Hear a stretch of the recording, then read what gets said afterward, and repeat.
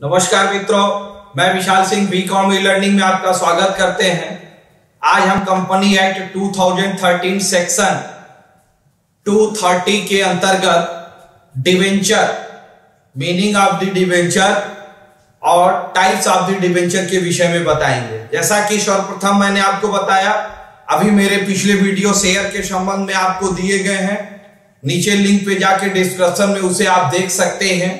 मैंने शेयर के company act के अंतर्गत काफी चीजों को डिटेल्स उसके अंतर्गत बताया। जिस प्रकार से कंपनियां शेयर इशू करते हैं, उसी प्रकार से कंपनियां फंड राइजिंग करने के लिए डिवेंचर इशू करती हैं। डिवेंचर इज लोन प्रोसेस, एक प्रकार का लोन होता है। यह शेयर की तरह से नहीं होता, यह कंपनी के ओनर नहीं होते। यह डिवेंचर को fix interest rate debenture holders को दिया जाता है। Debenture include debenture stock, bond and any other instrument of a company evidence डेप्ट where counting continuous a charge assets of company are not. कम डिवेंचर किसी संपत्ति के मॉर्टिगेज पे भी इशू हो सकता है और नॉट, उसके अलावा भी आपको डिवेंचर इशू हो सकता है। डिवेंचर इशू करने के लिए कुछ रूल रेगुलेशन कंपनी एक्ट के अंतर्गत दिए गए हैं, जिनको हम एक एक करके डिटेल्स आपको बताएंगे।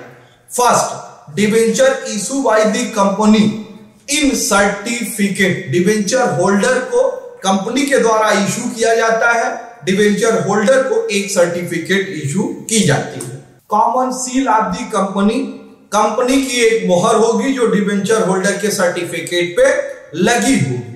Debenture holder in certificate of the full amount paid. Debenture holder in issue of the system in share means this share of the issue application allotment first call second call, but same type of the issue in debenture application allotment calling system. तो जैसे share issue करता है उसी प्रकार से debenture भी। तो debenture certificate आपको जो इशू होगा उस पर एप्लीकेशन अलॉटमेंट के सारे रूल्स वगैरह आपको लिखे गए होंगे। फिक्स्ड इंटरेस्ट रेट, आपको डिवेंचर में क्या मिलेगा, ब्याज की दर क्या होगी, यह अस्पष्ट होगा।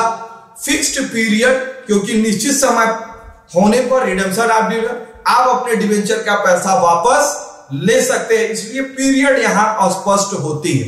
Transfer of the debenture, debenture को हम ट्रांसफर कर सकते हैं। डिवेंचर ट्रांसफर मतलब इसे आप शेयर के रूप में कर सकते हैं, वो इक्विटी या प्रेफरेंस शेयर के रूप में कर सकते हैं। No voting power of the debenture holder, share holder को पावर होता है, वो हार्ट ऑफ द कंपनी होते हैं, डेवलपमेंट कंपनी के साथ होते हैं। Debenture holder in the not member of the company, no voting power, ये कंपनी के मेंबर नहीं होते, तो इसलिए इन्हें कोई अधिकार नहीं दिया जाता। Debenture repayment of the system, debenture अगर वाइंड अप होती है तो सबसे पहले आपका पैसा वहां वापस होगा। शेयर स्टॉक, डिवेंचर होल्डर जैसे शेयर स्टॉक के रूप में बदला जाता है, उसी प्रकार से डिवेंचर स्टॉक, यदि आपके पास शेयरों की संख्या ज्यादा है तो सब मिला के एक साथ आपको एक सर्टिफिकेट पे इशू किया जाता है, जिसे और this is full amount paid. मैं इसलिए शेयर को बता रहा हूं कि डिवेंचर बताना आसान होगा, क्योंकि फुल अमाउंट अगर आप 1 लाख शेयर का इशू कर दिए हैं तो 1 लाख शेयर को आपको शेयर स्टॉक में बदल चेंज करके शेयर स्टॉक के रूप में आपको दिया जा सकता है। उसी प्रकार full paid of the debenture holder, जिन्होंने भुगतान कर दिया है तो उनको हम डिवेंचर होल्डर को डिवेंचर स्टॉक के रूप में हम बदल सकते हैं। नेक्स्ट आपका होगा types of the debenture. Debenture कितने प्रकार की होती है? Company act 2013 section 71 convertible of the debenture. Convertible of the debenture means एक निश्चित समय में यदि कंपनी आपको ऑफर देती है तो डिवेंचर अपने शेयर, अपने डिवेंचर होल्डर अपने डिवेंचर्स को शेयर के रूप में बदल सकता है।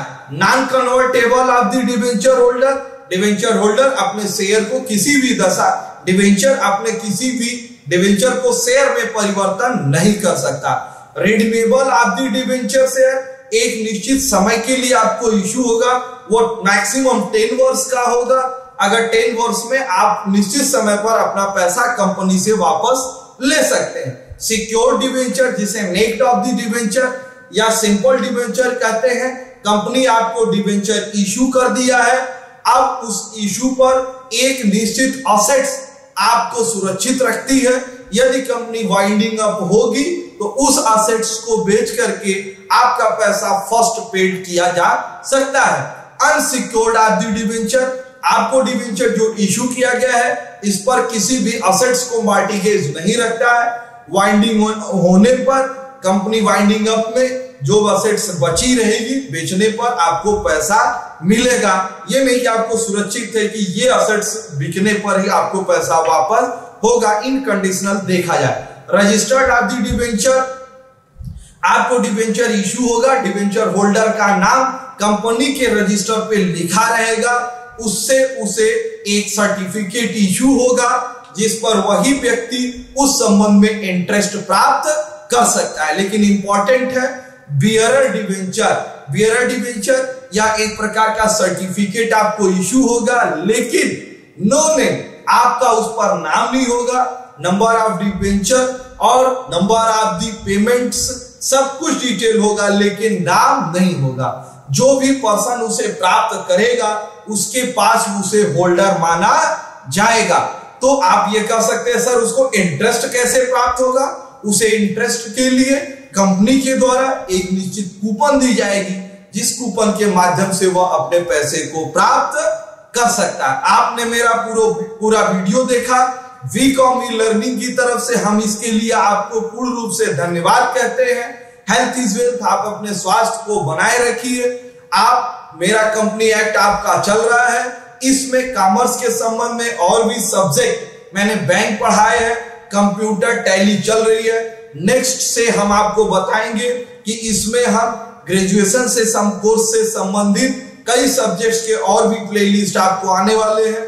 लगातार मेरे वीडियो देखिए। आपसे मेरा विनम्र अनुरोध है कि मेरे इस चैनल को लाइक, सब्सक्राइब एंड शेयर करिए कि ज्यादा से ज्यादा कॉमर्स के बच्चे जो कंपटीशन में भी हैं, जो सीए, सीएस या एमबीए में हैं, वो इसको पढ़ के अपने अच्छे मार्क्स और अपनी एजुकेशन क्वालिटी को सुधार सकते हैं। धन्यवाद।